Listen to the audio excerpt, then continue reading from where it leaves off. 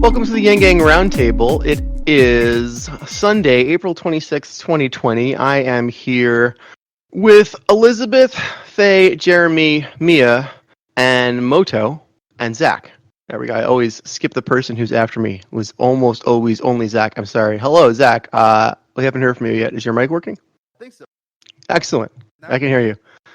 So this is a UBI advocacy podcast, and we talk about basic income, electoral politics, and poverty. So we haven't done a formal roundtable yet this week, so I thought maybe we would just go through the actual topics and start with that, if that would be okay with everybody. Yeah. Cool. No objections. Great. Shael, it looks like you've got some kind of recording error there in the Do I?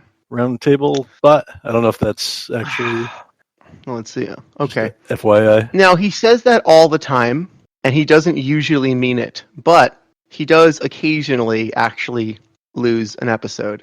So he's said that just indefinitely for, he said, I don't know how long he said that for, at least a month. And he's worked 80% of the time during that month, but he has lost maybe 3 or 4 episodes since we started this 3 months ago. I don't know. We keep backups, and Jeremy Twitch streams this. So I don't know, Jeremy, are we Twitch streaming yet? Indeed, we are. Great, cool. So, do we have it set up for the videos there to be archived for a couple weeks? That's. Thank you. That's what I was getting to, because I think the videos are automatically archived, and if they are, then that will serve as an effective backup. They're not. You have to go into the account settings and toggle to archive them. Otherwise, they disappear pretty quickly. Okay, but they are saved for at least like 2 weeks or something automatically. So if we do miss an episode, At least not with mine. I had to toggle it to get it to save for 2 weeks, and then there's not a setting to get it up there permanently on your Twitch. Gotcha. Okay, then we should probably get that set up, and then that will be our backup. Because I have stopped running my local backup because it was not. One time I got it to capture my mic correctly. I could probably get it to capture my mic correctly, but I haven't set it up right now because I just presumed that Twitch was our backup. So hopefully Craig's error does not mean anything. Let me see if I can get OBS up and running here. So how have people been? Yeah, while I'm doing this, why don't we introduce ourselves from the top of the room to the bottom, starting with you, Elizabeth. Yes, Papa. I'm Elizabeth at Wandering Unicorn. At Unicorn36902 on Twitter, and got TikTok now. That's fun. What are you doing on TikTok? Mostly bad jokes. Do you want to give us an example? Oh, good lord. I really like the upside of Trump, kind of, but not really, telling people to inject disinfectant was making jokes about it on TikTok. I'm probably going to steal bottles I use as a water bottle at this point. So yeah, I'm sure that was fodder for many jokes. Oh, all right, I have my local backup running now, so no matter what, this will be recorded, even if Craig eats it. Thanks for reminding me, guys. Faye D. Hello. Hello. Welcome back. Thank you. My Twitter handle is at Tisdonny, Tisdoney.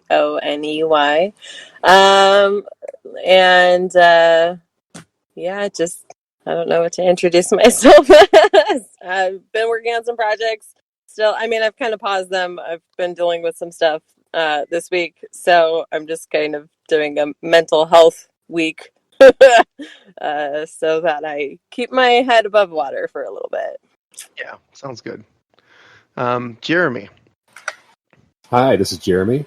I'm a UBI advocate in a red state and a red community, and I am a proud two-slice man. You can follow me on Twitter at JeremySammons1, and that's SAMMONS, and the number 1. So what is a two-slice man?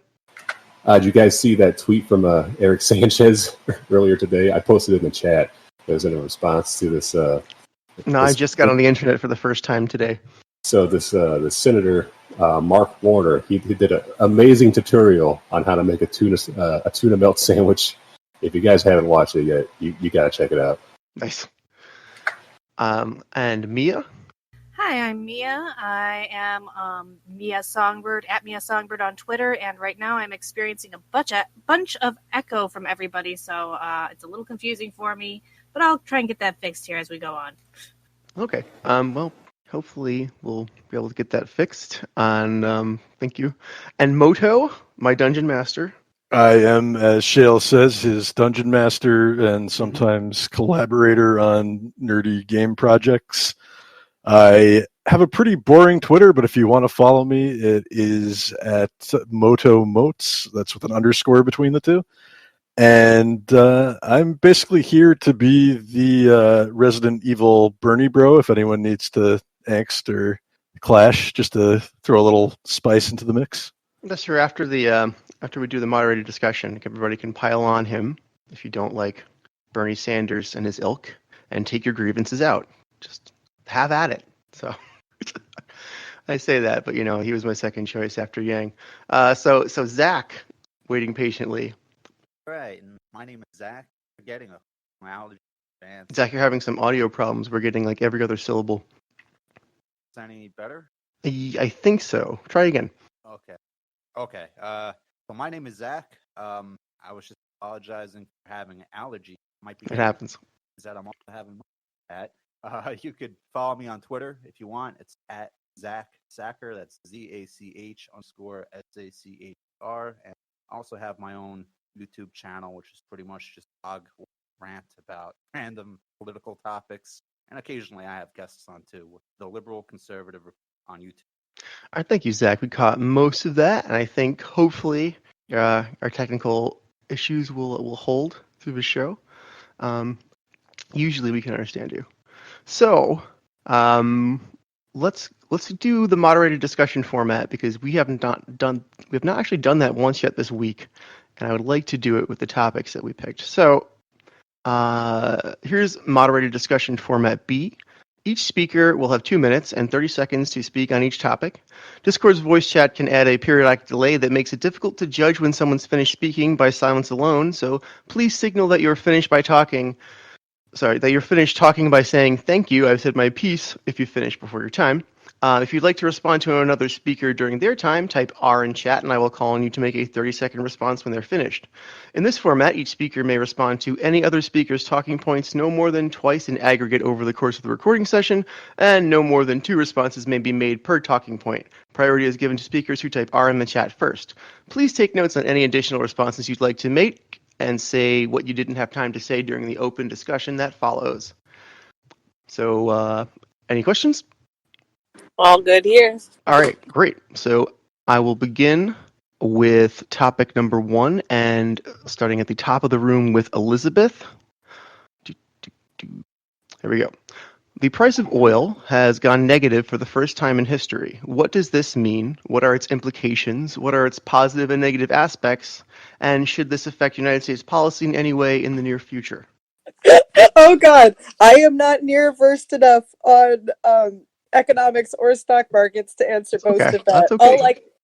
All I can really add to that is So what's your gut feeling? That's what I'm trying to get to. Yeah. All I can really all I used that information for was I have a Robinhood account from when we were using those to raise money for Yang, and I moved the tiny bit of Bitcoin I had to oil for now, because that they're not good at letting that fail, so it's going to shoot back up at some point unless the entire economy crashes too hard to be savable, in which case I'm fucked and I don't care about that $3 anyway. Thank you. Oh, thank you. That's a valid perspective. Let's move on to you, Faye D. Yes, hello.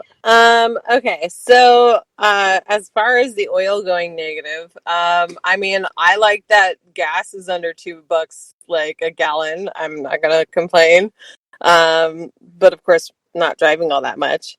But as far as like the positive and negative aspects, I think a lot of people are like extremely reliant on working for oil fields. Even though they're terrible for the environment, a lot of people's livelihoods are like connected to it, and I think they're going to be struggling at least for a little bit. But you would think they would be taken care of during this little lull, but I don't know. I remember meeting someone in Colorado, like they spent half their life literally like working there, and like they were able to support their family that way, but like I think they were the only one working. So I'm sure people are going to probably struggle from that. As far as positives, like it is good to buy in, I guess, at this point. But as far as policy, I would say that I mean, regardless, I think we need to get UBI out there in order for people to handle something like this. But other than that, I don't know what else to say. No, thank you. That's fine. Jeremy, let's move on to you. I think the important thing to, I guess, kind of keep an eye on is going to be how some of the OPEC and some of the petro nations react to this. There are certain countries that rely on the price of oil being a set amount. For example, Nigeria really can't function unless the price of oil is like $57 a barrel. So I think we're in for some more turmoil in the Middle East and other parts of the world, and it's going to be interesting to see how it develops. Yeah, I would love to talk about that more in the open discussion. So shall we move on to you, Mia, unless you have more to add, Jeremy? Oh, no, go ahead, Mia. Great. Jeremy kind of said what I was going to say, but better. I just really worry about people whose entire countries are going to suffer greatly due to the collapse of their economy based on oil. There's quite a few of them in the Middle East, like he was saying, and they're not going to be doing well. That's really all I have to say on oil. I'm not an oil expert by any means. Yeah.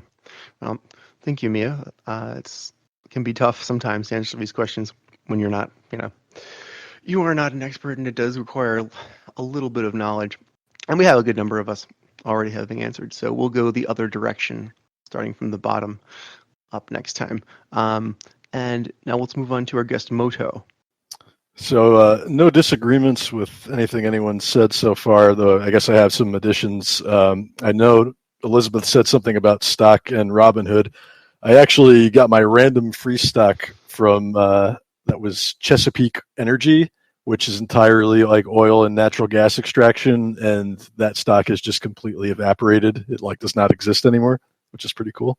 But I think the other issue that I didn't hear is the United States and Canada in particular require a fairly high oil price point to make oil shale viable. So a lot of the jobs you've seen in North Dakota and up in Calgary and Alberta, those at this price point, those oil sources aren't really able to be tapped. They're too. You're not going to ever get a return on the amount of money you're investing in them. Now, my concern in the short term is that when the economy does come back online, we're going to go from super low oil prices to essentially demand is going to outstrip supply pretty quickly, and we'll probably have extremely expensive oil because a lot of that more expensive oil is not being mined at the moment. So that would be an additional concern I have. And in general, we should have probably been getting off oil by now. It's incredibly volatile in addition to the environmental issues, but here we are. Thank you. And Zach. So there's really two different things going on right now, and that led to this crash in the oil prices. One is, I guess, the more obvious one, which is demand, right? Where economies are shut down, people aren't driving, people aren't flying. So when demand goes down, prices go down. But there's also a supply issue. We're effectively in an oil war with Russia and the OPEC countries. Up until we began hydrofracking, which is really a new technology, we were really dependent on foreign oil. But this all changed within the last 10 years. And as a result, really the price of oil has been on a global decline since 2014. It really went off a cliff the other day, but that was a continuation of a trend that's been in place for a few years now. What Russia and Saudi Arabia are doing is they're trying to make it so it's not profitable for U.S. companies to drill for oil anymore. So I would be hesitant to invest in oil because I tend to think that those countries are going to keep the pressure up and really try to make it so we leave the sector as a whole. And, there's a lot of calls from within the U.S., people saying we shouldn't even be hydrofracking. We shouldn't be drilling anymore. We should be transitioning to green technology. And, I kind of agree with that sentiment. So, I think the combination of these low oil prices and people pressuring pressuring lawmakers to make it more difficult to hydrofrack and whatnot, I don't know if the price is really ever going to go back up until we leave the oil sector as a whole, at which point that wouldn't necessarily be a good thing for the U.S. oil companies either. So that's about all I have to say on that. Thank you, Zach. We have 2 replies, first from Faye and then Elizabeth. Faye. Yes, hi.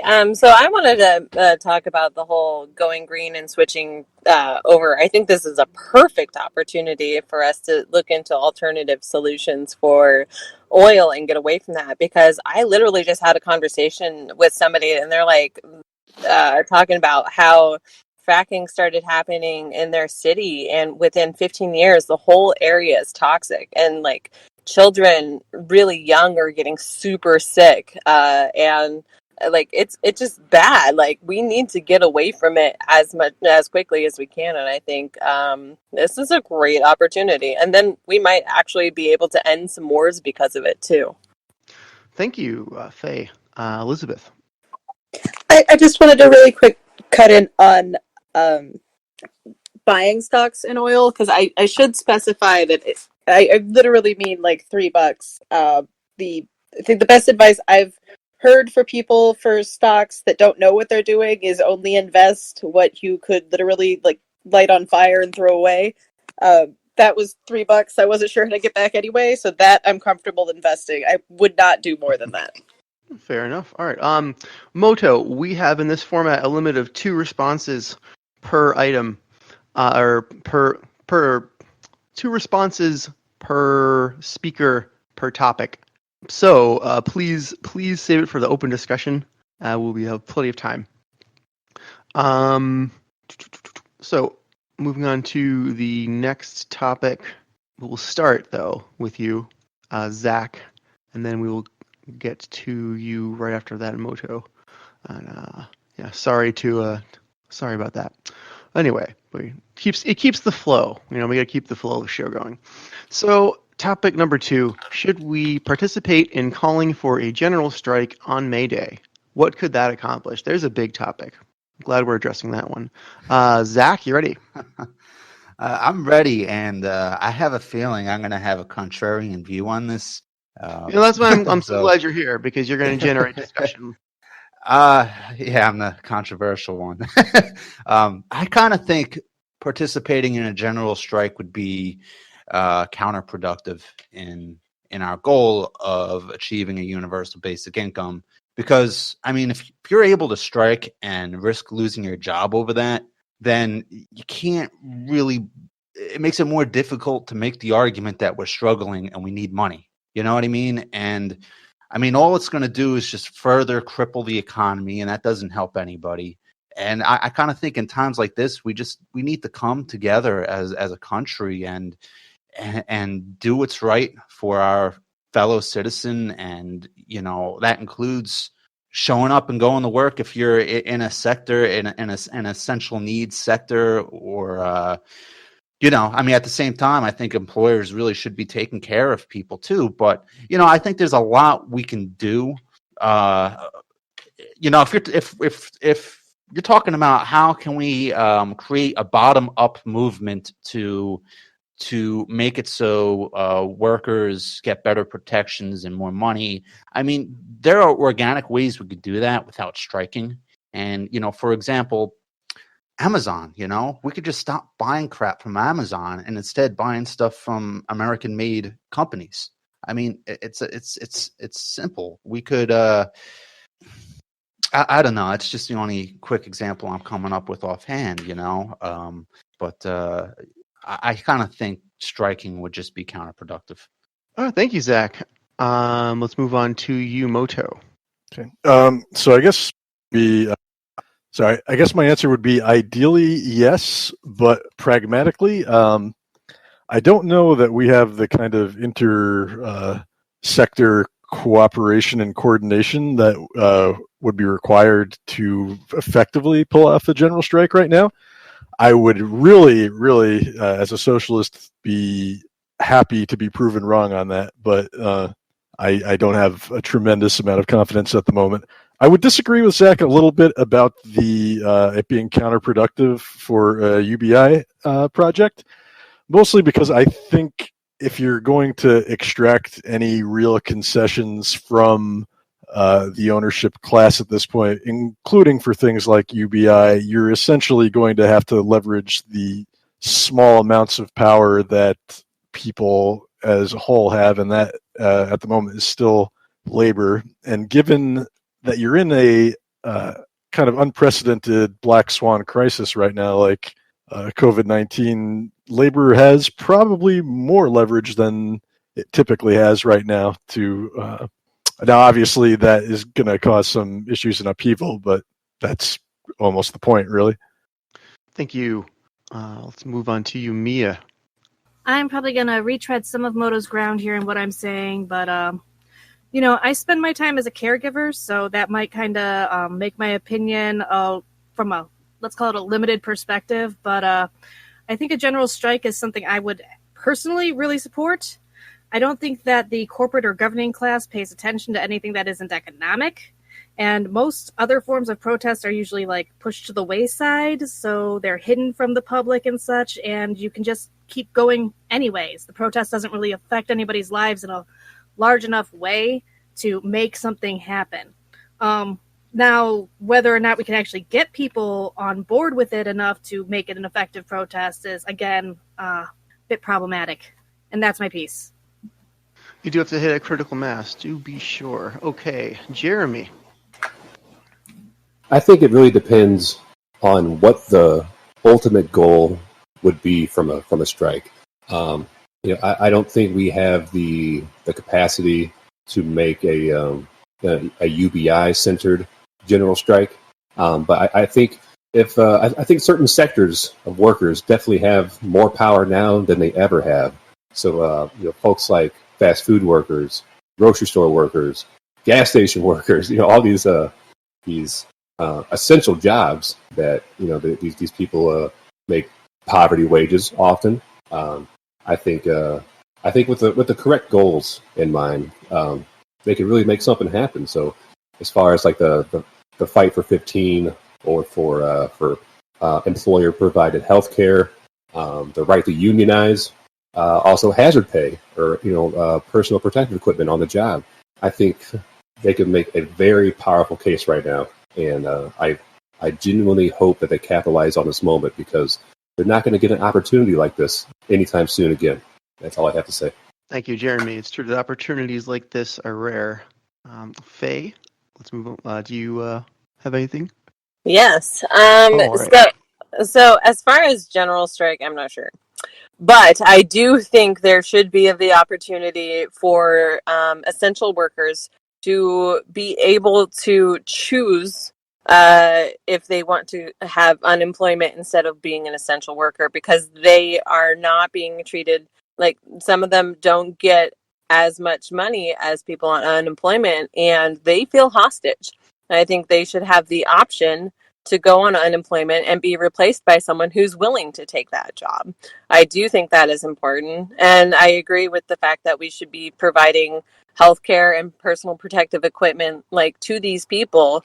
I think that's very important. And I think other people maybe should strike on their behalf and do it in a way like maybe it's a car parade or something, get the word out there, but not necessarily put themselves at risk. But, if people who care about the workers strike on their behalf, imagine what that would feel like, Yeah. Thank you, Faye. Elizabeth. Yeah, go ahead. Sorry. Just a second. No problem. Sorry about that. Kiddo needed help with something.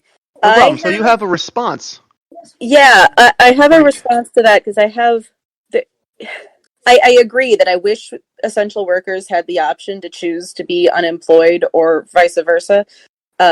I just found out from a friend of mine working at a restaurant nearby that the payroll protection loans that these small businesses are able to accept, a requirement of that is that they offer full-time employment to their employees. So all these people at this restaurant who've been on reduced hours, because that's how occupancy is kind of forcing them to operate, have to try to get full-time hours in now while still sticking to all of these restrictions because there's that completely unnecessary bar in that system now.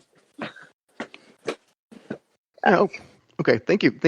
So that'll be your reply, and then we'll move on right to you. Yeah, I have concerns about a general strike, mostly in that if it's unified enough to actually have impact, I worry that the people that's going to impact the most are people who don't, currently have funds to afford things. I think it's easier for people currently with money to have stuff stockpiled to get through that sort of supply chain disruption. Like, to have a strike that big, we would have to be causing supply chain disruption, and that's going to be harder for the people that can't afford to deal with that. Thank you, Elizabeth. We will move on to topic 3 now. We'll begin again with you, Elizabeth. Would you prefer? You know what? We have you did a reply and then an answer. Would you like a break? Shall we start with Zach again? Yeah, that's fine. Okay, we'll give you a break. So we'll starting with you, Zach. I will real quick aside. A way that might be fun is if when we go into topics, you roll a die to determine who goes first. We could do that, but that sounds honestly kind of cumbersome. I try to keep things moving along. I have ADHD already, but maybe we'll roll a die in some other situation sometime. Hey, Shael, can I just do a response? I just really want to roll dice. Yes, I'm sorry. I'm trying to keep track of everything. I noticed there's a response from Jeremy, and then we'll do yours after his, Zach, because he actually got ahead of you in the chat. So, Jeremy, please. Yeah, on the topic of supply chain disruption, there is some trucker protests going on right now. There was a large one in Texas just a few days ago, where I think it was in the ballpark of like 75 to 100 truckers. They actually shut down a highway, but they were protesting low wages for running their routes. So I think there is an opportunity to extend an olive branch out to that community, where we could have an absolutely major impact. Thank you, Jeremy. And now, Zach, your response. Thank you for waiting.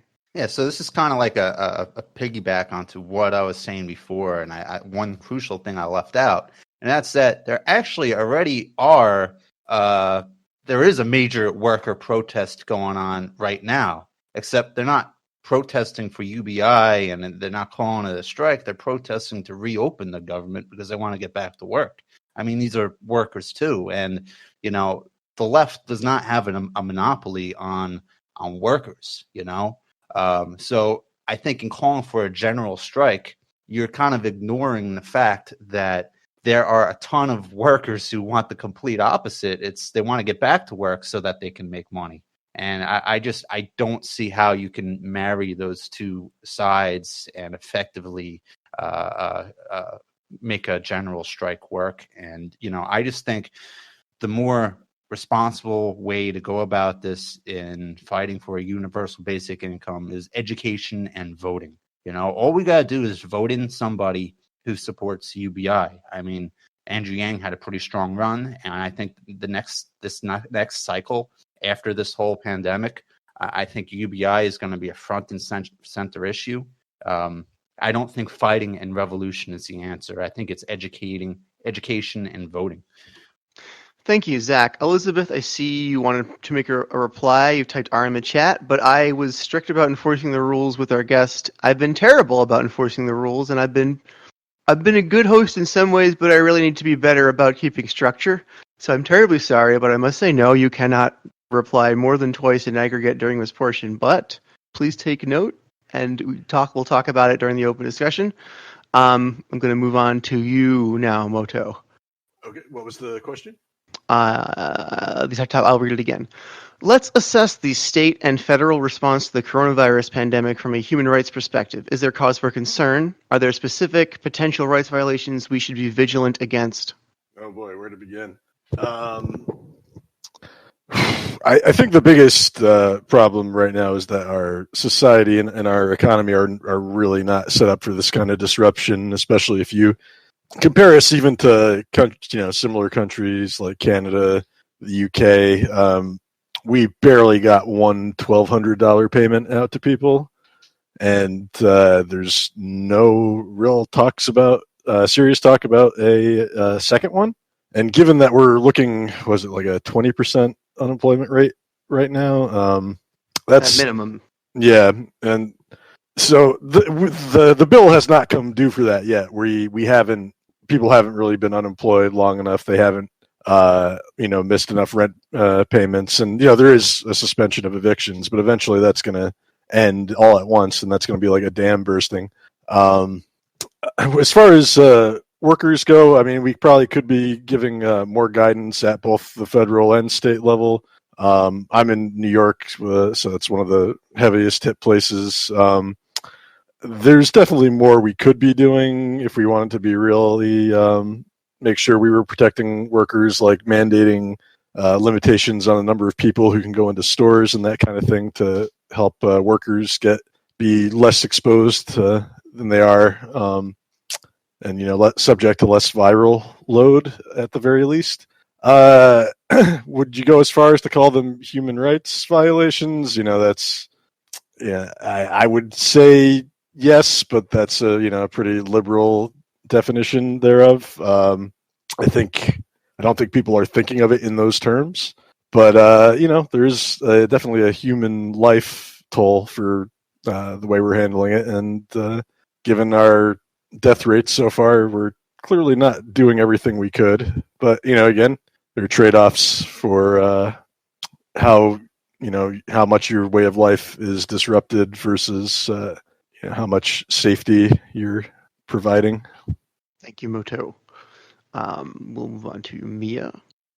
Faye brought up unemployment pay for essential workers in the last question, and I think that kind of has some synergy with what we're talking about here. We've seen that they're absolutely essential, and I think they should be getting paid more, not just now, but like post-corona apocalypse, And just saying, a UBI might be really helpful in helping elevate them without putting that on the businesses who will never acknowledge their actual value. That's all I got to say. All right, thank you, Mia. Jeremy?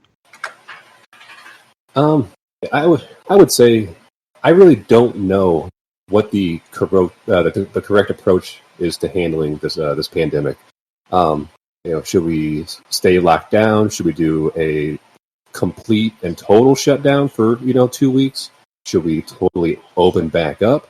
I'm really not sure what the correct answer is here. Given where we are now in this moment, I think if we had done more draconian lockdowns in the very beginning, I think that would have been the correct approach back then. I don't think anybody in South Korea is screaming about their human rights being violated, right? But given where we are now, I'm not entirely sure. Do I think it's appropriate for people not to be able to buy, seeds for their garden? Probably not. I think that's kind of ridiculous and overstepping some boundaries. Do I think that gun shops should be allowed to remain open? I don't know. Maybe not. So I'm really on the fence about kind of choosing a side or drawing a line in the sand on this topic, just because I truly am not sure what the appropriate response is. I mean, we don't even know if ventilators are an effective treatment for this right now, right? So I don't think anybody really knows what's going on and what to do about it effectively. Yeah, there's a lot of speculation that ventilators are doing more harm than good, actually raising the death rates in patients there that are intubated. And it's certainly not a pleasant thought. So glad you brought that up. Faye, let's move on to you. Yes. Okay. So human rights violations. Well, I would say telling people, certain things like going to a park or going to a beach and all these things, like if you're social distancing or going out into the middle of the woods, I think these things should be allowed because it's pretty much just restraining what people can do. I understand some of the reasons behind it, but like some of it's kind of ridiculous. But I would say I'm watching several people in my life actually take several steps back of progress they made. My cousin finally moved out of her abusive ex-husband's house, and now she has to move back in because she has kids with him and she can't afford rent. My brother had to return a new car he finally got, and luckily my mom gave him her spare car, but he has a baby, right? I have friends that are on medication that are not able to get their medication because, you know, that they are unable to. People with expired IDs and other things that are expired run risk of being, you know, predatory like businesses coming at them or restraining them from access to you know, their own money if you need an ID. You know, I luckily like went to Walmart to get money into my PayPal and they accepted an expired ID, but I have actually been rejected because of an expired ID and I can't even replace it. So, like, there are things that are, like, people falling through the cracks at this point in time that's actually causing them harm or putting them back into harm. Okay, thank you. We have a response from you, Moto. Yeah, I just kind of wanted to add on to that. I think the sort of cruelty of the situation is that the government, state and federal, is making demands of people that people don't necessarily have the means to follow, or either because they don't have the money or the resources or infrastructure to maintain a quarantine or whatever demands their local or governments are making of them. And that's all. Thank you. Elizabeth, are you okay? Are you ready? Yeah. And yeah, on just an aside about what Moto said, it is very frustrating to have our government making demands of us that they're not supporting us in making. That's infuriating. As far as states' rights, it's part of what's so frustrating for me about the fact that we've had protests in Wisconsin is having watched how other governors are handling this and watching how my state is. I'm actually really pretty happy with how my state is handling this. Most things are worded as a recommendation. He's been very clear. He still wants people going outside to the parks and being responsible. He only had to shut down state parks because we had a bunch of people from out of state coming into their vacation homes and treating it as business as normal. And that was a social distancing problem. But he's been very clear that people should be out in their communities just practicing what we've been asked to practice. And it's been interesting to watch that happening locally while the national feeling is we don't have anyone in charge and no one knows what we should do, because really nobody does, but there's nobody like nationally that seems to have a plan for what they think we should do that's anything resembling consistent. And that's destabilizing, which I think is even more dangerous than the broader situation. The destabilization being caused, it's terrifying. And I don't know if anybody saw that meme of the Venn diagram of people who were worried about the coronavirus and people who were worried about the economy and people who were worried about human rights violations. And like, yeah, I'm definitely in the middle of those circles. That's it. That's a good place to launch into our open discussion from. Thank you. So, anything relating to... I didn't get to go. Oh, I'm so sorry, Zach. How did I skip you? Did we not... You answered last and did a response, and I think you... Yeah. Yeah, he replied last to the last topic, and you thought that was his thing and went to Moto. That's what happened.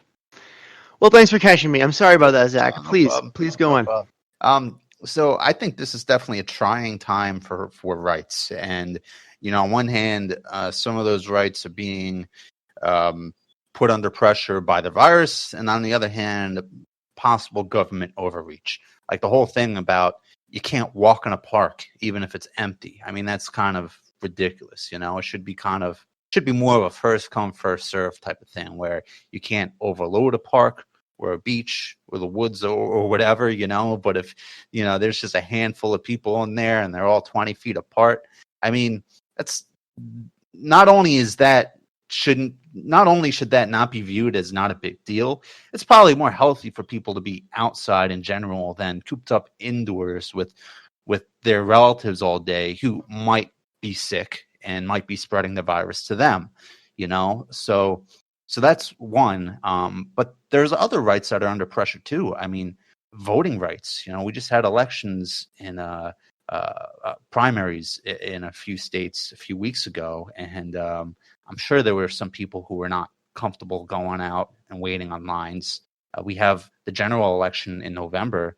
What if this is still going on at that time? I mean, how many people are not going to vote because they don't want to get sick, So we really need to be transitioning to electronic voting. Education, the right to education is being put under pressure right now because we got schools closing. So how do you address that? The right to work in a safe environment. We were just talking about the fast food workers and stuff. I mean, they're much more at risk than the people who are sitting home not working. The right to privacy. They're talking about using our GPS on our cell phones now to see if people are actually socially distancing. China's selling drones to police stations all around the country, and they're actually starting to use these drones to make sure people are staying indoors. So, I mean, there's a ton of human rights issues right now that are being tested, and if we got to make sure that once this virus is gone, we got to make sure these don't become. We got to make sure that this doesn't become a permanent new normal. Thank you, Zach. We have a reply from Moto. I think it might be to Elizabeth. I'm not sure if it's. I hope it is a reply to you, but I think it might have come right before you started speaking. Moto, did you have a reply to Elizabeth, or was it to Zach? No, that was from a while back. Okay. I already replied. Well, all right. Okay. Wow. Well, from there, then, that's a little bit of an awkward transition, but that'll be the end of the moderated discussion. I think that was good. We have a good starting place for the open discussion. Feel free to talk about anything you didn't get to talk about in the moderated, and also anything at all relating to poverty, basic income, or electoral politics. The protests here were very frustrating. The people in Wisconsin had planned to do a drive-up protest at the Capitol. They were not planning to get out of their vehicles. They were planning to show that they could responsibly reopen, and I'm seeing that's not what happened. And I'm getting mixed answers on why, and the most common one is that there were people from out of the state planning protests alongside them, and theirs were, they didn't give a shit about social distancing. And it's very frustrating to me because that's a protest that could have had some impact. Showing everyone that they could safely practice what they're supposed to and reopen so that their businesses stop dying, because that's the problem a lot of them are having. That could have made a fucking difference, and that's not what happened. That sounds super sad. What I saw said the other day was like it was a grand opening sign, and then on the door it's got a coronavirus sign saying "Sorry, we're closed." I was like, could you imagine? Most businesses spend their first year in the red anyways, and this on top of that, you're dead in the water. Did you guys see that tweet from Ilhan Omar this morning? Yes. I didn't. Recap. All right, so I just posted in the chat. She tweeted out, "It's time for a universal basic income." Oh, good on her. Yeah, she's not wrong. How much of the squad do we have now, then? We have Omar. We have trying to. I think AOC is kind of a waffler on it a little bit, but I think the two of them. I mean, obviously, Rashida Tlaib meant the coin is her saying. Oh yeah. AOC has expressed some support for it now. I don't think she's as diehard as Omar in this moment. She's a real tweener. Yeah. But she seems to like the concept, but not the group supporting it at the moment. Right. Yeah. It's just, I do have, I guess, a little bit of reservation or concern about the progressive part of our party trying to perhaps steal steal our idea or our platform. I think we're perhaps maybe at risk of them kind of reshaping it in some ways You mean like they did with the Green New Deal with the Green Party? Yeah, exactly. So I think it's important for us to, firmly plant our flag in the ground and say this is what defines universal basic income. I don't entirely trust that kind of decision making with them. I'd like you to elaborate on that. What would define it for you, and what is there to be vigilant against that would be a warning sign? Well, plenty. I'm sure there's a long list of means testing come along with the legislation being passed by them. I think they don't really truly embrace the universality of what we're trying to accomplish. That's the same litmus test for me. If their bill lacks universality, then it's not one I want. Right. So, like the UBI stuff that Ro Khanna and Tim Ryan are trying to push through, I think more in terms of the direction that needs to be embraced by the progressive end of the Democrats. But I think the means testing is less likely to come from the squad than it would be from more of the traditional Warrenite, I guess, wing of the party. I'd if you're concerned about that, I think generally speaking, your average left Bernie crat, if they are behind UBI, it's in a universal capacity. Obviously, not all of them are, but yeah, I think generally speaking, I think if any progressive or left or hell, even radical right movement is going to have any real effect right now, there has to be less of a sense of territorialness, I suppose, where territoriality. Maybe. Thank you. Yeah, I can talk. No, I mean everybody's really concerned about their turf when I think really it should be focusing on what you want accomplished and what you're willing to triangulate on, so to speak.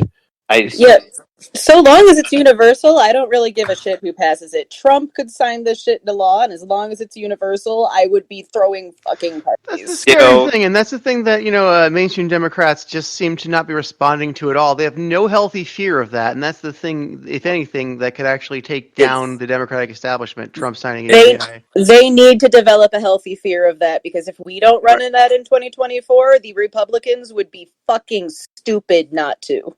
Hi, Ariel. You're trying to get a word in, it seems. Welcome to the show. I just want to say hi. I was busy doing all sorts of stuff. It's like I'm telling you guys, it's ironic. Like this pandemic has actually helped me get a lot of stuff done, and has been good for my finances. But I mean, that just shows us the upside down world that we live in. That a crisis is helping certain people more who have been hurt through so long. Anyway, we got someone new here, Moto. Hey, what's up? Yeah, that's my dungeon master. That's me. He's the dungeon master and one of my political gurus, Moto. He's a very smart man, and he is he's a burner. Big Bernie Sanders supporter, but he's also a basic income advocate. So I invited him on the program, and he's been great sharing his perspective. Good to have some new blood here, new ideas. Agree. From what I've heard, tribalism has been killing this country in the nastiest ways, and if we can all just learn that, at the end of the day, we just want, our lives to improve and to just be doing better, mentally, physically, and financially. We can all come together on that. People wouldn't have to act like, chimpanzees throwing their feces at each other. But, that's what I gotta say. You say that now, but what did you say yesterday about burners? Oh yeah, well, the thing that I said, I mean, that's the behavior that I saw. It's not it's not that I never said I don't like burners. I just thought that not all burners, but a lot of burners were showing this tribalistic behavior. I mean, I'm not going to mince words here, but I mean, like the Yang, like since the inception of like Yang Gang, like the branch Burdinians, which is like the extreme ones, were showing the most, like they weren't being kind. They were, but I understand where that's coming from. It's like, oh no, 2016, he should have made it. No one should get in his way now. It was like this sunken cost, and then when they saw Yang coming in, being like, hey, maybe my ideas are a little more 21st century, they're like, get out of here, get out of here. I think it would be kind of hard to deny that there's a, militant style contingent online of Bernie supporters who have kind of really ruined the image for pretty much every other political group. There is a reason why everyone else, from Kamala supporters, Warren supporters, and such, said, you're not being great to us. Right. Well, I mean, I think we have to be careful, though. There's a bit of a Twitter phenomenon here that I think people are basing this kind of stuff on. I did specify online. Yeah, I would say your average person, but I mean, I could say the same, like Harris supporters are psychopaths on Twitter. Like they're, if you've heard of the K-Hive, they are something else. And like from my perception, the Yang Gangers not really that bad, but there obviously are some who are incredibly insistent and come across. So I will say, but it's that whole people are strongly for what they're for, and obviously, there's Bernie supporters who are extremely aggressive, and part of that is also keep in mind that there is an establishment, which I think you guys ran headfirst into, and you have to make up for the resistance you get from the establishment, usually by being loud, because you're not going to get the microphone from the media. So there's probably a bit of overcompensation there, and it gets out of hand. So I definitely understand the frustration. But my general view on any movement, not just Bernie's, is the supporters thing is kind of a red herring, because you don't really make political alliances based on liking other people. It's about what you want to accomplish. And if you are in alignment there, that's far more important. I will say I don't make a sharp distinction usually between the Twitter supporters and the real life supporters, because a lot of the arguments I saw from the more toxic Bernie supporters on Twitter that I interacted with were the same arguments I was dealing with in conversations with real life Bernie supporters in my neighborhood. It wasn't the same vitriol, it wasn't the same name calling, but I don't care as much about that shit. The underlying argument was still the same. Well, like, if I can say, like, I went to that event in Long Beach for the Spanish-speaking one that the presidential candidates went to, and then we were like hanging out with ourselves, like the Yang people, and then the Bernie people were like coming over there, kind of like, oh, like why aren't you like part of Bernie's guys, and like, who is this new guy, this new kid on the block, and then she's like, oh my goodness, I'm surrounded by these Yang people. She came to our side. Like, of course you're going to be surrounded by us when you came there, but it's like it's like they were like, why do you even exist? Like, well, maybe people have different ideas and opinions. Maybe that's why we exist. And on the level that Bernie's talking about, like free university for everyone, I thought that the universal basic income meant like at least you have a floor. Maybe not everybody is equipped to like want like a working job or to want to go to university, and like maybe they're more of a creative type. They're differing opinions, and it's like instead of hating each other for it, like we should learn from each other. Yeah, so relating to the universal basic income thing, and the point that was made before with the progressives possibly taking over the movement and kind of redefining it a little bit. That's almost like, in a way, it kind of reminds me of what happened when Andrew Yang came out for his own Medicare for All plan. All the Bernie people got pissed off, and they were saying, that's not Bernie's bill. It's not Medicare for all, even though, it was a means to, make Medicare the law of the land for everybody. It was just a different means of getting there. So, I mean, I think we need to show the same dedication to what universal basic income really needs to be, and that's no means testing. And no means testing, there's going to be people on the left and on the right that are going to want to add means testing to this. In which case it becomes basic income instead of universal basic income. Right. Yeah. And that's why I think the Yang That was gang the stimulus. really needs to be. We need to be loud about this. No, I actually agree with you on that, Zach. I think who's promoting it is less important than that it's not diluted, and I think that ultimately is the issue that a lot of Bernie people had with regard every other candidate. If you remember, briefly said they were for Medicare for all, and pretty much all of them rolled it back over time, and that's the kind of thing we were afraid of. So for you guys, you also you want to make sure that nobody's like, oh yeah, basic income for families of 5 or basic income for people who live in YZ zip codes, and you're going to have to hold firm on that particular principle, and I definitely support you there. And I would absolutely qualify for a basic income no matter what, even if it were means tested, I would definitely fall under that, but I don't care. I want everyone to get it anyways, because there are so many people who will fall through the cracks who are on the middle, or at any point in time you could have your entire life shifted out from under you and have your back taxes not look like what they look like this year, like a lot of COVID people are seeing. And I want everyone to have the same opportunity to be safe and sound no matter what happens when. So no one can go under a certain floor where they're just completely left out and abandoned and have nothing. That's barbaric in a modern country. It's you think we're not, with all this technology and science and advances in medicine, we have people living worse than slaves in Egypt. Yeah, no, it's absolutely ridiculous. We don't have a standard of living in this country. Right. Yeah. And I think as much as and that makes people angry, and I can understand the anger and the vitriol that when you come from that place. But the thing with Bernie that I didn't like, it was too much of finger pointing and anger, and you should just be pissed off at people who are super rich. Okay, I definitely get it. But in practical terms of accomplishment, it doesn't help to drive those wedges and just be mad and pissed off.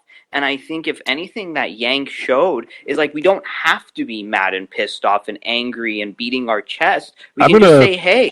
Push back on that a little bit. I think, yes, anger is a part of it, and I think anger needs to be a part of it, but it's not kind of purposeful, meaningless anger. Obviously, there are angry people who are going to jump on to any movement like that, and I think they might disproportionately be messy about it, but I think it's very difficult to tell people who are hurting to not be angry. I don't think. Right. Yeah. Beyond that, though, I want to say that from a socialist perspective, the idea, and this is not usually communicated very well when it's talked about, the idea isn't that rich people are bad or that they are some demons. It's that systemically they're in a position in which it's not in their interests. They're not in their natural interests to give the lower classes what they want. And that includes things like UBI. They're not incentivized to part with it. And you're seeing that right now. We're in an unprecedented crisis. And, a temporary UBI should be a no-brainer. It should be it shouldn't be controversial anywhere across the spectrum. But the problem is that there's it's the government and the donors to whom it's responsible have no interest in creating this particular temporary welfare regime because they're terrified of the leverage they would lose. So my issue with the Yang Gang as a whole, in terms of conceptually, I think you're going to have to at some point figure out how to contend with power, and obviously some of that is persuasion and demeanor, and I think that can get you some of the way there, but you're going to run into people who are staunchly opposed to you and will not be convinced by a nice argument. They're going to need to be pressured. So I think the anger thing really though is is part of why there's so much opposition, and part of why there was so much opposition to Bernie. I mean, Moto, I agree with what you were saying with the rich people, they're not incentivized to give more and do more for the lower classes. And that's the issue, right? It's incentives, it's policy. It's not that the rich are greedy, but every time Bernie talks, he's talking about the greed of the upper class. And, when you're calling people greedy, it just paints the wrong image, I think, and it's counterproductive. So I think the main thing here is to come from a place where you heard you steel man a person's argument instead of straw manning it. I agree with that, and I think in general that's a good way to approach any particular argument. Oh, you know of that concept? Yeah. Yeah, cool. I actually used it here last week. Oh yeah. I got it from you, I think. Yeah, I forgot where I heard it. Yeah, it's essentially making. Sorry, go ahead. Yeah, I would like to chime in a little bit. So as far as these things go, though, I think part of the problem is there's people with boots on their throats, right? A lot of people who could alleviate these scenarios that cause some of the biggest problems. Someone else has them under control, and so say you own an apartment complex, and you could make the decision to not have your people stay, but the reality is there's a boot on that apartment owner's throat. We have to find the people who it stems from and see if they personally would be willing to let it go, because I think it's not even on a bigger level. It's we need to go a little deeper into who makes these decisions. It's good that you say that, Faye, because there's a boot on everyone's throat. Okay, let's say you have a consumer and he just wants to buy a cheap, an electronic. Let's just say it's an Xbox. So then he goes to check out the Xbox, and then he gets interrogated by the person he's checking out from. And I know this because I had to do this. Do you want the credit card? Do you want the, insurance on this? Do you want this? Do you want that? And then he's like, you know what? Just leave me alone and just let me buy what I want. But he doesn't know. He's like, why are these people so annoying? Well, I'll tell you why they're annoying. Because the manager has their boot on their throat and is saying push this insurance, push this products, push this, get us more money. And if you don't hit your quotas, we're going to lower your pay. And then the manager has a boot on their throat from maybe their manager or corporate. And then corporate had someone has a boot on that other person's throat. So it's this entire chain that goes all the way to the bottom, since we don't have a UBI of people with boots on their throats, especially in sales and marketing, that creates all this distortion and all this product pushing and all of this stuff. Yeah, if you have to work in order to eat, it really restricts a lot of your freedom.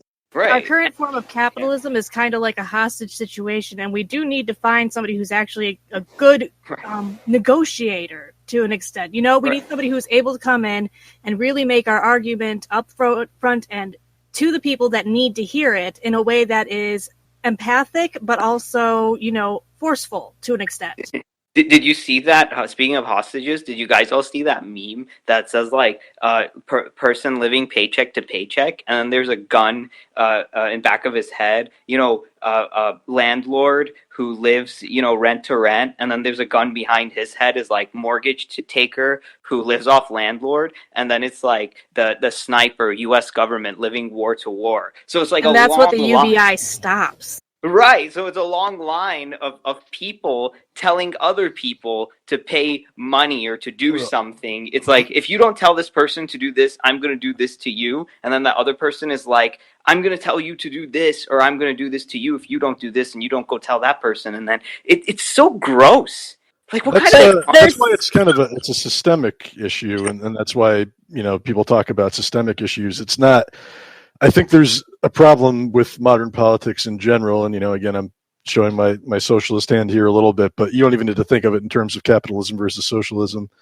the problem is you have systemic levers that are optimized to produce the outcomes that they produce. There's a saying, I think, I forgot who said it exactly, but any system is optimized to produce the results that it is producing. So we have to ask ourselves, we have to look at the system, and we have to understand why it produces these outcomes. And even, I'm lucky in the sense that I have a good job where my boss is not a psychopath. But he is incentivized in every single way almost to be a psychopath. He just happens to be resistant enough against it that he, creates a decent company to work for. But unfortunately, you can't count on people being virtuous and good all the time, just because nobody has that kind of bandwidth and nobody can consistently work against easy incentives. You need to change how people are incentivized to behave, Yes. and what they get out of it.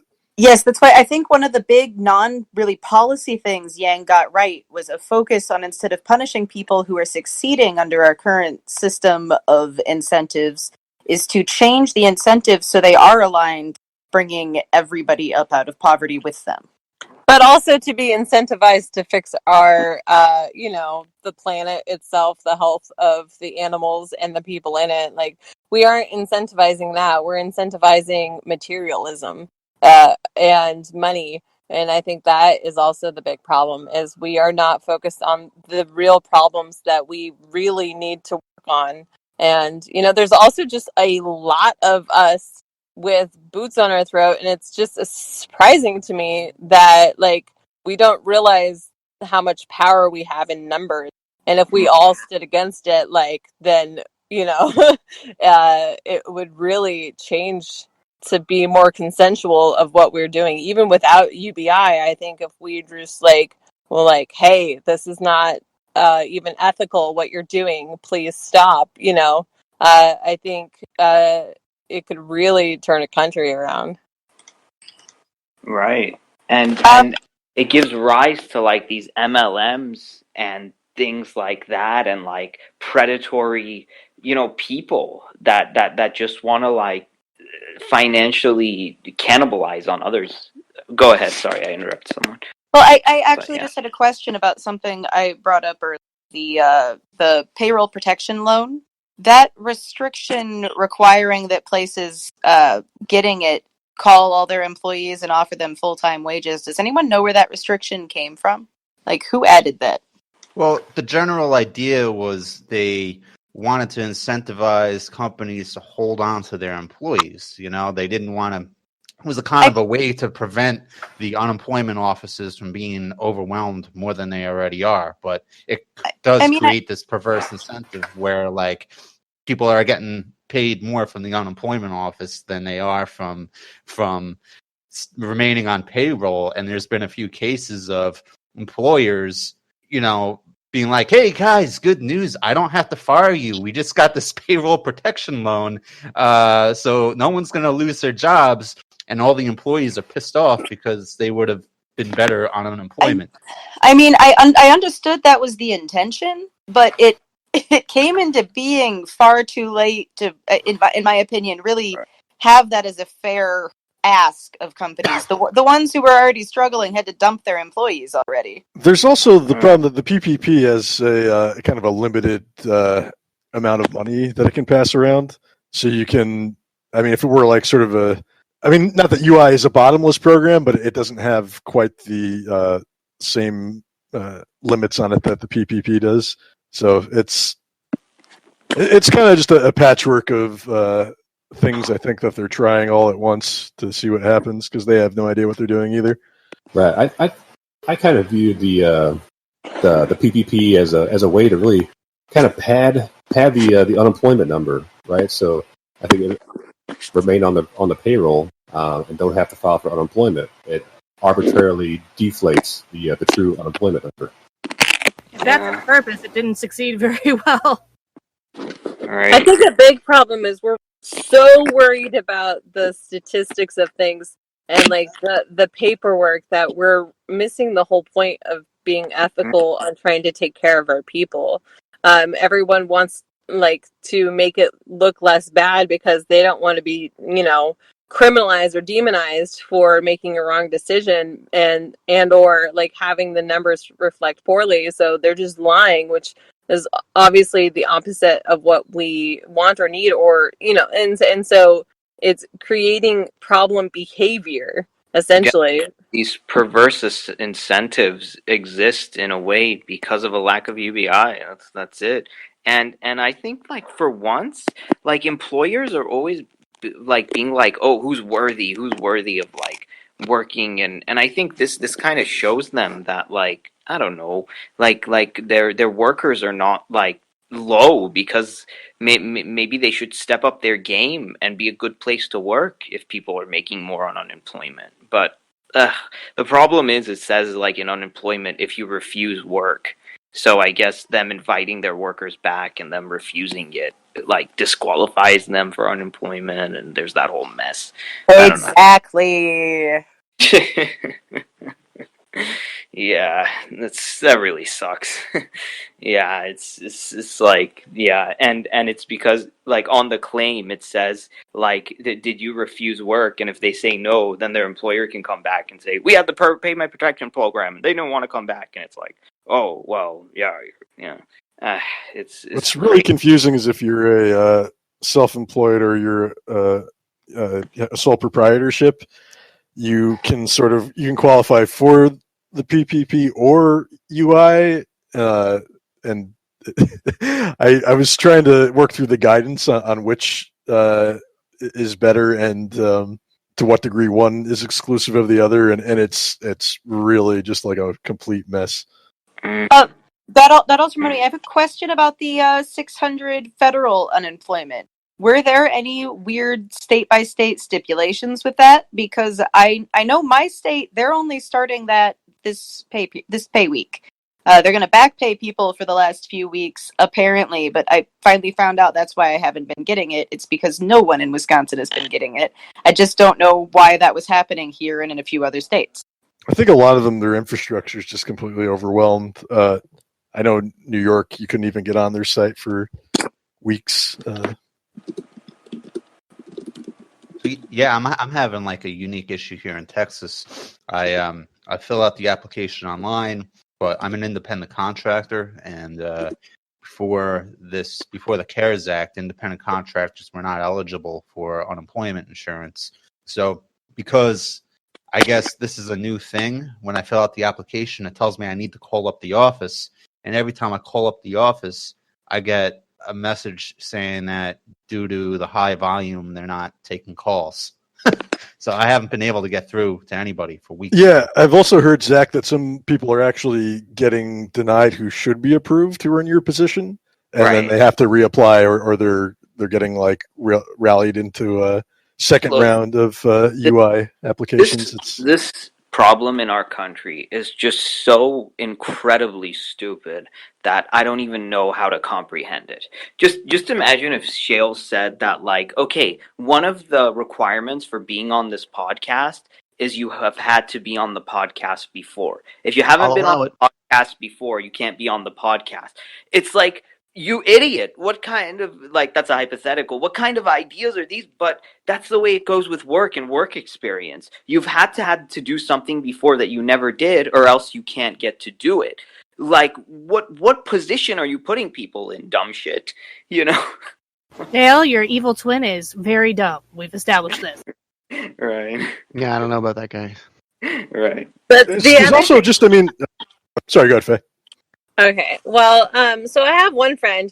He had to file for unemployment and got 4 letters in the mail. One saying that he didn't qualify. Another one that said he qualified for $0. He got another one saying there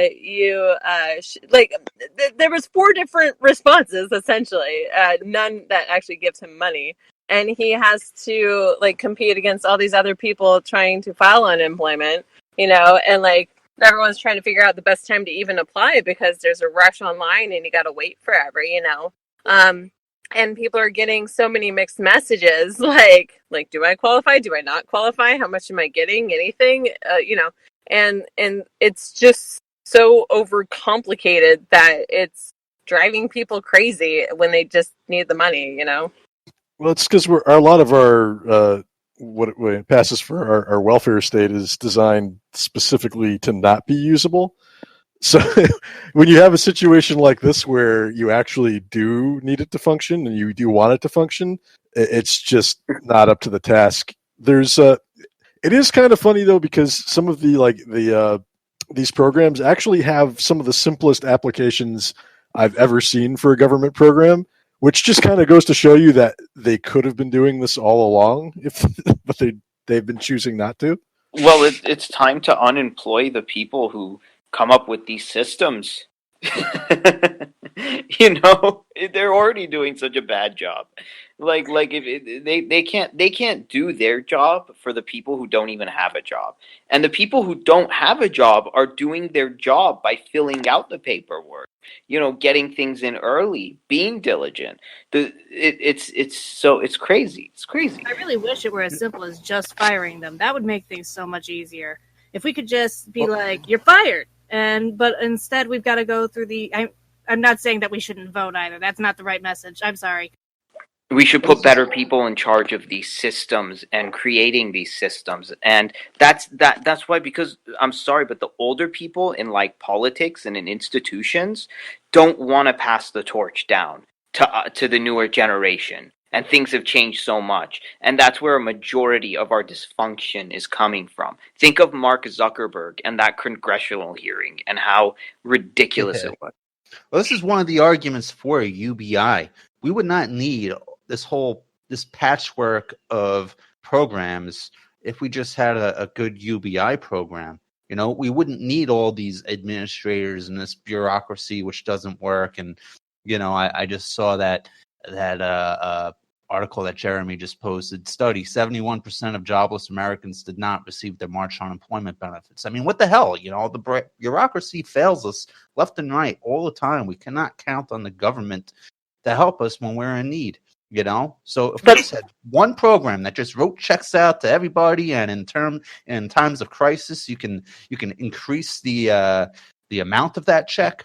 That's really all we need. Boom.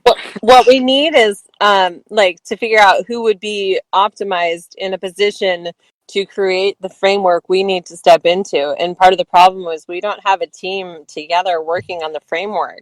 We don't necessarily need to come in there, firing people. We just need to provide them with something that is actually efficient, that people can easily learn and adopt, that isn't frustrating. But again, it's where is the most success in structure, and how do we apply that to UBI so that people can just step into it instead of the blame game or waiting for someone else to take the torch. I think it would be easier for everybody if there was a select team who understands the needs of our country and individuals, specialists, if you will, to actually help create this framework. Because without it, I think we're just chickens with our heads cut off. Did I cut out? Are people still here? I can't hear. Yeah, I'm here. Oh, I think you just made a very good point, and we're all just like, I was like, it's so silent. Just taking in the information. But I agree 100%. Yeah, we have to have why is it that we don't grade the bureaucracy on its efficiency, and each time it's inefficient, it owes us something. This is our government, we the people, not we the oligarchs. So it's I find it amazing how certain institutions can penalize you when you're late or when you're incompetent. You forgot to pay a bill, so they add on a late fee and they add all this stuff. But can you ever charge the institutions a late fee? Can you ever charge you brought me my check late or my compensation late, my boss or this institution or whatever, I'm charging you. You provide me extra compensation for your incompetence for once. This is a bit of a class issue, like just like the complication of the tax code too. It's a feature. You have to remember it's a feature, not a bug. You have systems that are so complex that you need special knowledge to optimize them, and the people who can buy that knowledge and or dedicate the time to it tend to be wealthier. They tend to be in a position that they can extract the most advantage out of it, that someone who is working 3 jobs and needs a small boost just can't put that money aside to apply for like 7 programs that they'll probably get rejected for, and it's not, you need to have advantage before you can even take advantage of these programs. I like genetic log. Oh, so I just said it's just a question of like being lucky at that point of like who your sphere of influence is. Go ahead, Faye. Yeah, Faye. Oh, Faye, you're muted. Faye, are you with us? Yes. Sorry, I thought I unmuted.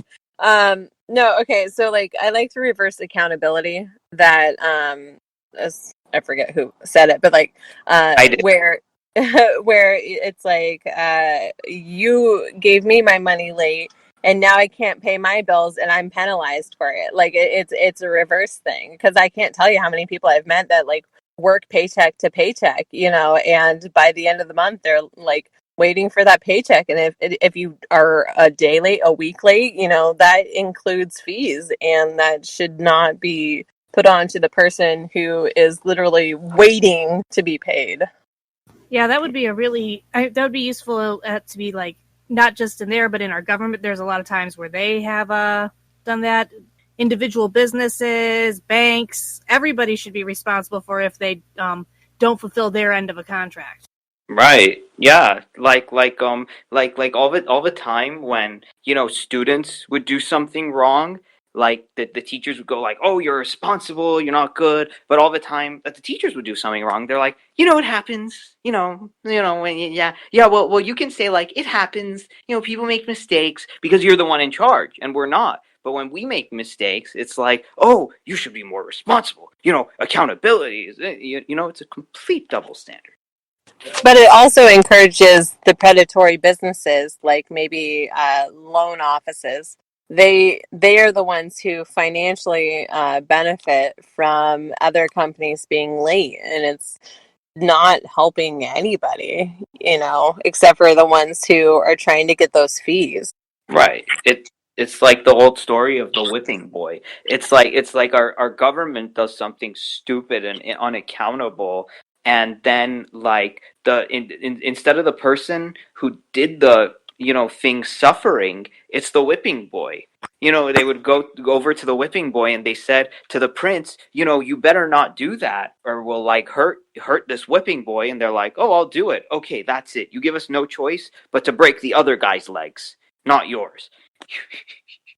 Like, how can you take this much torture? It's like, well, they're not the ones experiencing the torture for their own stupidity and incompetence. We are.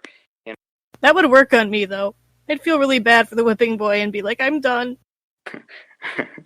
Oh, okay. Yeah. So you're saying like when people drop trillions of dollars into the stock market and we're the ones going to have to pay for it, like something like that, accountability and right. It's like, well, you're gonna make all the mistakes and screw up all the time you want when you don't suffer the consequences other people do. I mean, look at people have kids and they neglect them and they don't treat them well, and sometimes they do it because they're just evil people. But who suffers? Not like okay, Homer and Lisa Simpson. Homer does all the stupid shit, and that puts a bad name on the family. And then Lisa is like, "Oh, that's your dad? Oh, your dad is an idiot. So like you must not be really that smart too, right?" They look at our government and they see all these stupid, incompetent, corrupt morons, and then they think that the American people are just as dumb as they are, when not all of us are. I've said this before, but I really believe we do need an empathy test for our leadership that would solve a lot of these problems too here that you're talking about.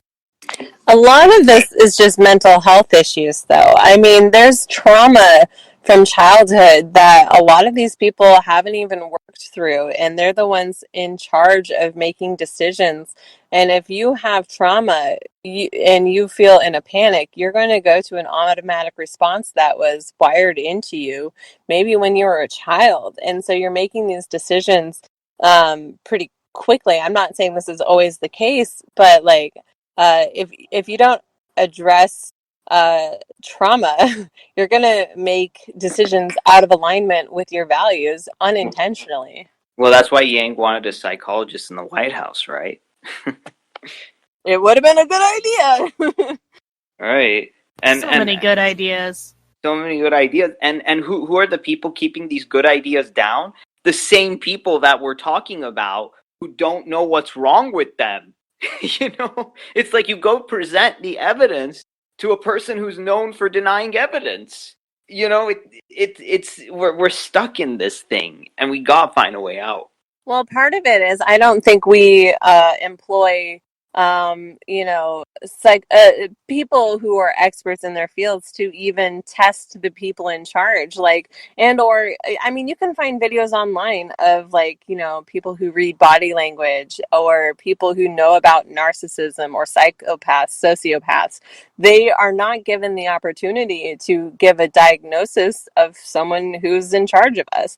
I think if we had that capability, we would not have Trump as a leader. Yeah, it's thing, and why is that? Because then the leaders are, well, obviously they're in charge, and then they spread their trauma to the rest of the country, and and then maybe children of once highly traumatized adults grow up, and then they follow a leader who's had a lot of trauma, and then they relate to their trauma in a bad way, and then they screw everything up for everybody else. It's crazy. Real quick, I don't think Trump supporters would give a shit if he got diagnosed with narcissism. I think if they gave any shits, well, it'd be that's to what call I'm whatever. saying. I think they'd just be calling whatever professionals labeled him that fake. I would have concerns, I think, with there's a lot of potential perverse incentives kind of hidden in that kind of approach to politics. I think in that, let's say somebody, I'll take my boy Bernie for example, and people diagnosing him as too angry, and is anger insanity, or is that a deal breaker, or is somebody who maybe he's a bit like neuroatypical, maybe a little bit aspy, or they are they going to get knocked out? How about somebody with depression? There's lots of potential ways I think you could lock in a certain kind of but I think people need informed decision making. If you had 20 different specialists kind of psychoanalyze these people, and then you can choose from those analysis, how well you feel comfortable making this person your leader. But the main thing is really, how well are they going to be able to implement certain laws and respect the needs of the people, which is why they're there in the first place, instead of pushing their own agendas. I mean, we're still not even to the point where it's genuine competitions of policy, and I think we need to get there before.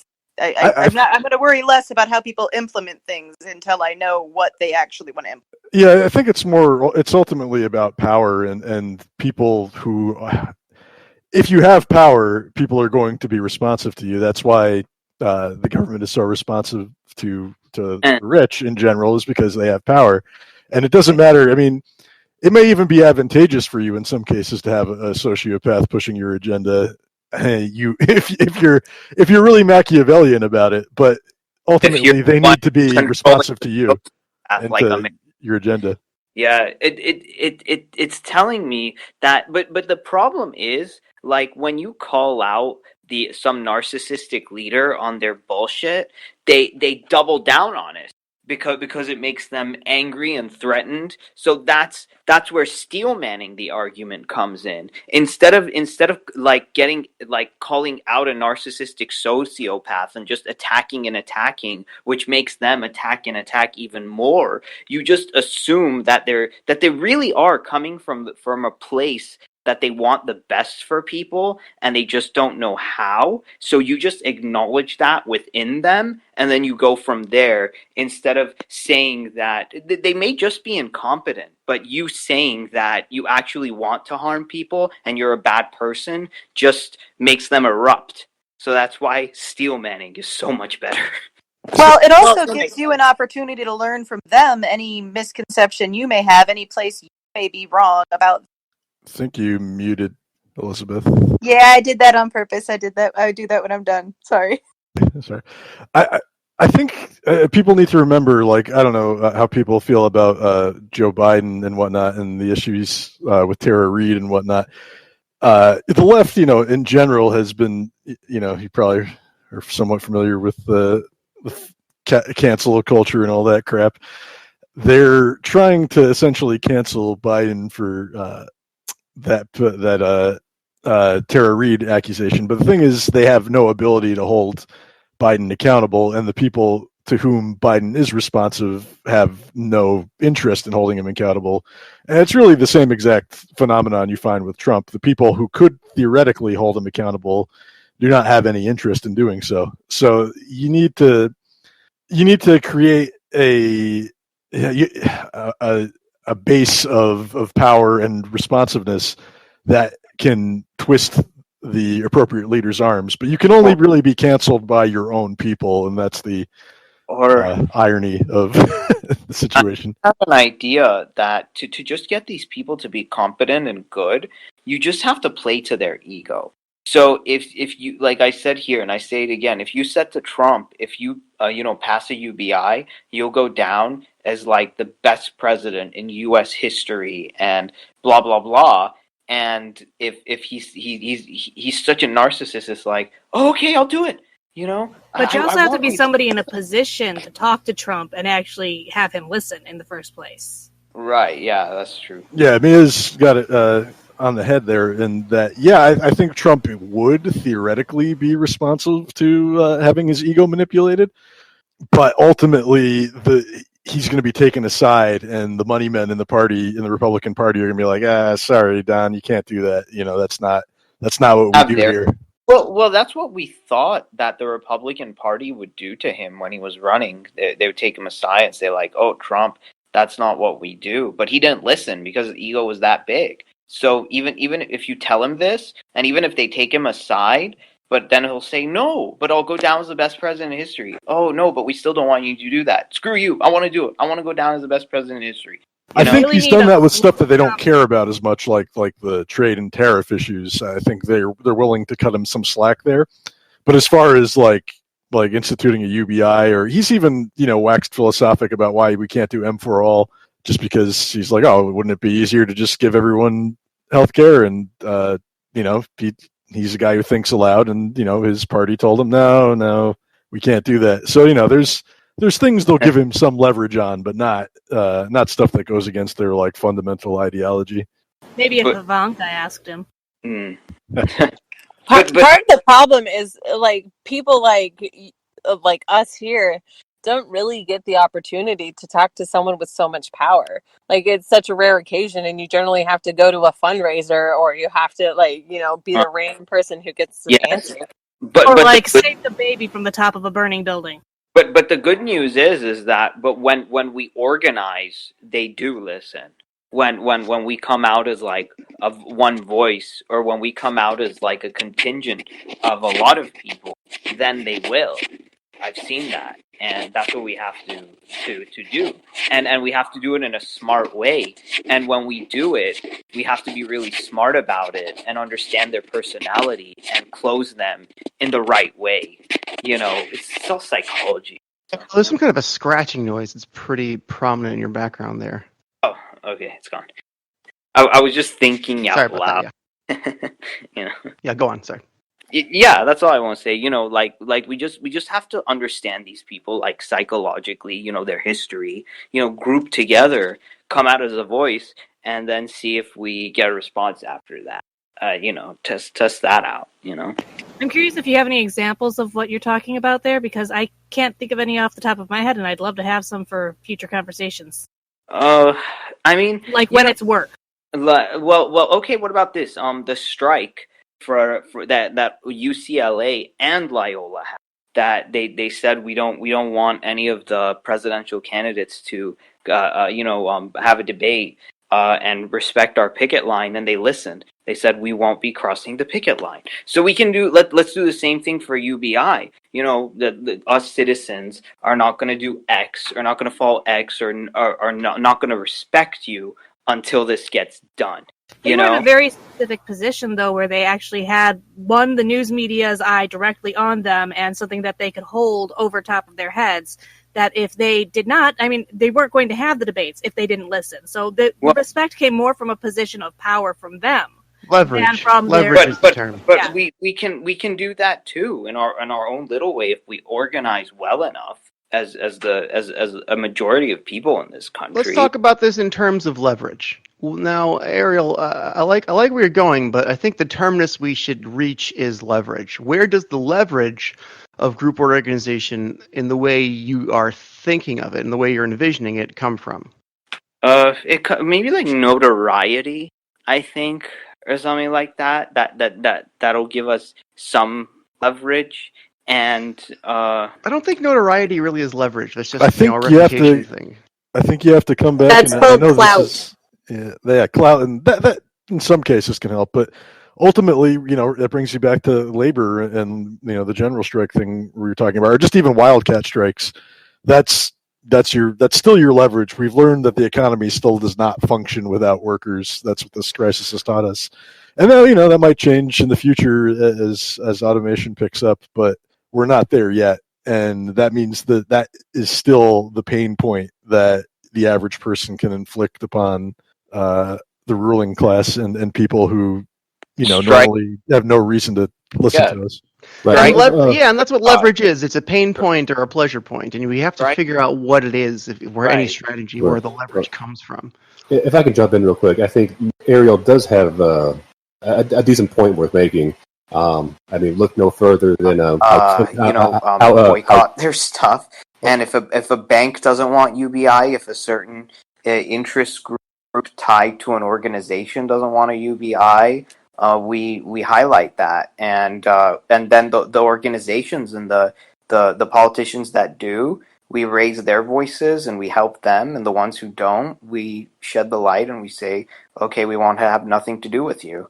Right. We don't want your product. I think an example of using notoriety as leverage. A great example of that was Kim Kardashian influencing the president to embrace prison reform. So I think it is possible, but I think is incredibly difficult if you're going to rely on that as your only route.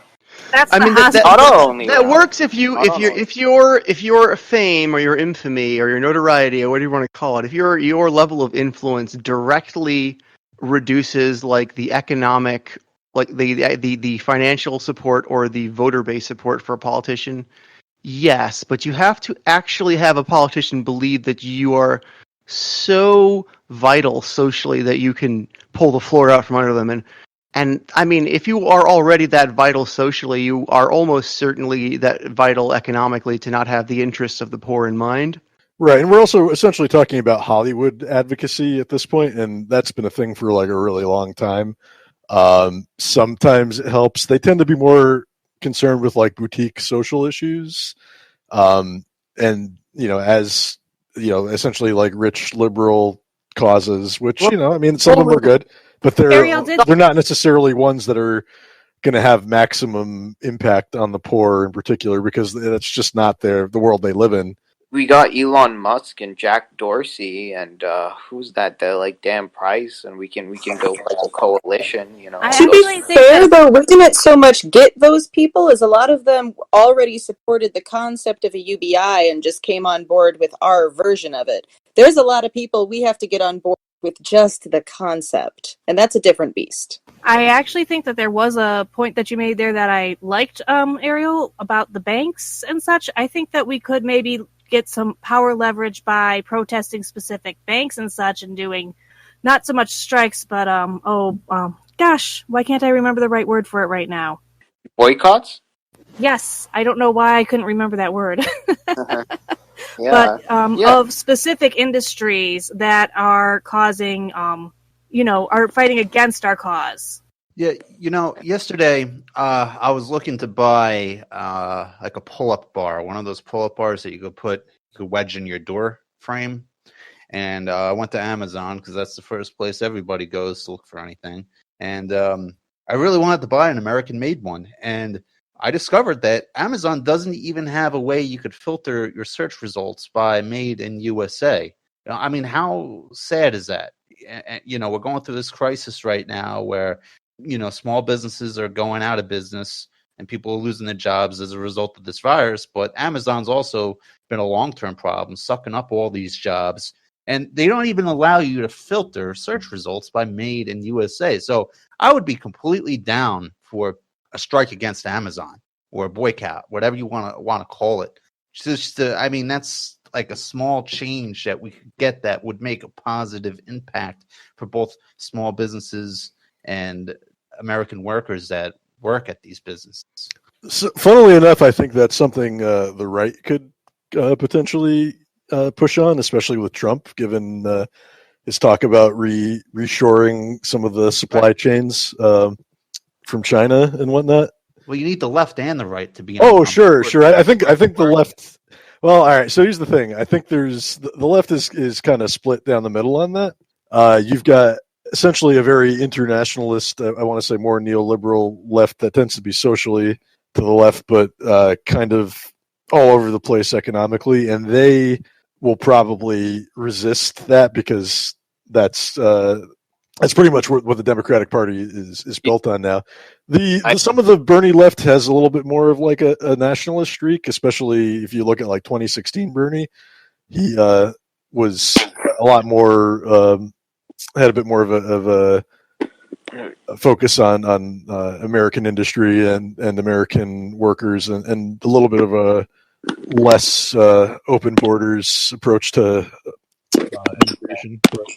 I read a podcast by Michael Moore and Anand Girhadas. They talk about inequality, and it was said, "Let me rob you. I'm woke," and that is the sales pitch of like some of the ultra rich that are left socially. So we have to become aware of that just because they want like green energy and saving the environment and like gay marriage does not mean that it's okay to rob us and destroy the country financially, Absolutely. Yeah. I mean, they use cultural issues to divide the poor. That is the key strategy of the rich. My attitude generally is I'm taking a break from the culture war for like a couple of decades until we have some kind of economic change in this country. Yeah. Thank God. I mean, the rich are kind of doing it again right now with the stay home versus open up argument. Like they treat the third option, boarding people through this, like it's non-existent, because that allows us to continue. Oh, we're just going to watch the poor people that want to stay home fight the poor people that want to open up because neither can afford either option. Exactly. Gun show. That's part of the binary system, though. All they have to do is disagree with each other, and then you have to take one of those two sides, or you're not viable. Right. Yeah, it fucking sucks. It's like in the Up movie, like that dog that's like, squirrel, squirrel. It's like, no, pay attention. No squirrel. All that is squirrel. It's like the rich people going, oh, I know you have all these economic hardships, but squirrel. That's why we really, really need a nonpartisan, in the words of Dan Larson, coalition for UBI. Something that is represented in the Republican Party to the same degree as is represented in the Democratic Party. And I think to that end, I'd like to see about a dozen more Dan Larsons to match the dozen or 2 dozen Democratic UBI caucus members. So I think sometime in the future we'll do kind of a show on developing and pitching a conservative, populist-based UBI strategy. So I'd love to do that sometime in the near future. Right, our Wonder Twins power activate. It's like that's their worst nightmare. Well, you do need both feet to move forward. Right. Not being able. Yeah, we absolutely need to invade both parties at once. Well, that's the chance for 2020. Right, and we're already there in the Democratic Party. Now we have to, get to the same level in the Republican Party. Then our opponents will really be in trouble. I mean, that's the thing too. Yeah. There's bipartisanship for neoliberalism, so like there's no problem with Joe Biden and Mitch McConnell sitting down with each other. I mean, but the question is, can you get like Holly and Bernie Sanders to sit down with each other and work on something? That. But there's so much cultural baggage. It's like, oh no, I'm not working with a liberal. Oh no, I'm not working with a conservative. And I think. And I'm saying this as someone who's economically very far to the left. I'd rather work with a conservative populist at this point than a neoliberal Democrat in most cases. Right. Let's just get our let's just claim put our cultural baggage in the cultural baggage claim, at that section, and just pick it up when we get the UBI. It's like put it in cultural baggage, and I'm going to genuinely say here I have some concerns about just saying, well, let's put cultural stuff to the side completely, because there is a lot of problems in the system that do involve cultural changes. I don't want it put aside entirely. But I worry a lot about people who would be taken advantage of because of their cultural positions. Sure, I mean, you don't necessarily need to work together on those issues in which you have cultural differences on. That's the thing. Like, we're not going to pass like a bipartisan like abortion bill or something like that. There's just nothing to work on there. But if we're if one side puts forward a worker friendly bill, then there's absolutely no reason the other side should be like, oh no, I'm not working with them. They're icky, or UBI or whatever. Yeah, I was saying that more for a clarification than as like a call out of anybody specific here and what they were saying. Just to be clear, like there's a line and a limit that I would prefer not be crossed as far as that goes too. Yeah, but we'll be more equipped to take on the cultural issues when everybody's not struggling financially. I think we're in a much better position, and we're in much more rational. Not like when you're in survival mode, you're gonna be like 2 or 3 times more tribalistic when it comes to these cultural issues. But when you're not in survival mode, it's like you'll have a more level head to like think about these cultural issues. I agree there, and it kind of seems to me Yang Gang was at its healthiest unity wise when our response to the niggling the social issues and the cultural issues between us was to respond with secure the bag. We've got these problems amongst us, but we are going to work together to get this bag for all of us. Right. I miss that. It's true. Like a singular repeated focus is the best strategy against a campaign of distraction. It's like if you watch old wrestling in the 90s when the crowd would chant, "What?" There's just nothing that the wrestler can do, even though he has the microphone and all the camera. Everyone paid money to see him. If the crowd just keeps chanting, "What?" the wrestler will eventually go away. Yeah, but we gotta know that these people have weapons of mass distraction, and we won't be, we'll know what to do when they try to use those weapons. Those weapons aren't going to work on us anymore. Nope. Head down, secure the bag. So one thing we need to consider too is if our bandwidth is worried about money and we've entered scarcity mindset, we have dropped our IQ based on scarcity around money. And so now we have just a lot more people suffering with bad decision making because they don't have the mental bandwidth to figure out how to solve their problems in the first place, trying to make decisions that are important for our country they can't voice their issues for our country to pick up and help them. Right. And you vote with your dollar. Let's not forget that. And like to not have this, to not have a floor is also taking away your voice.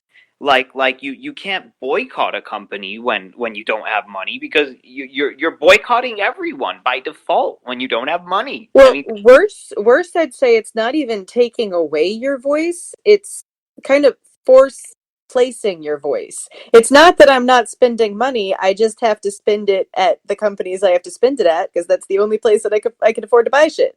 Right, or you don't even have enough gas in your car to go somewhere else to buy something else, like that, and you need to patronize only grocery stores. But let's say you do like an electronics company and you do like to see them do better. You can't patronize them because you only have money for the basics. You don't have money for things that make you happy, just the basics.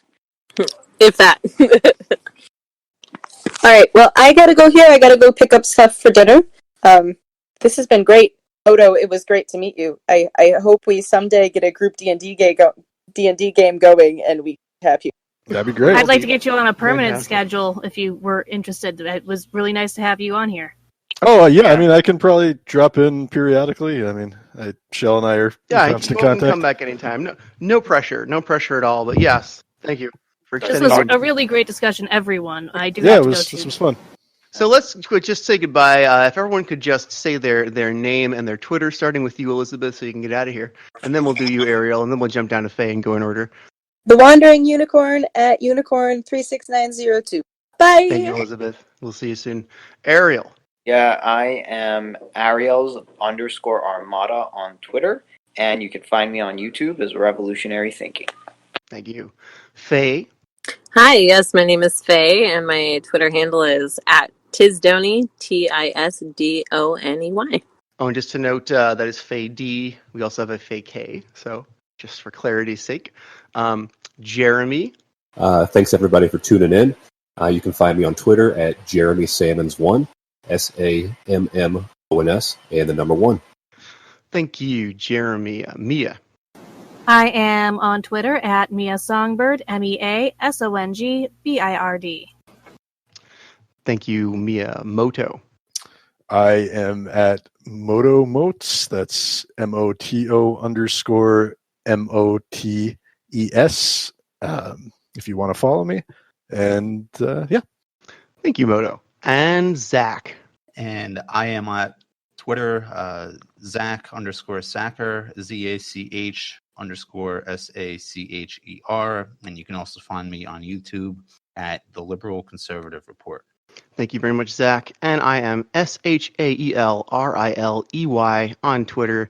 Shael Riley, thank you for tuning into the show. And I hope that you will spend time with us again soon. Take care of yourself and everybody you can during this very difficult time. So, goodbye for now. Thank you.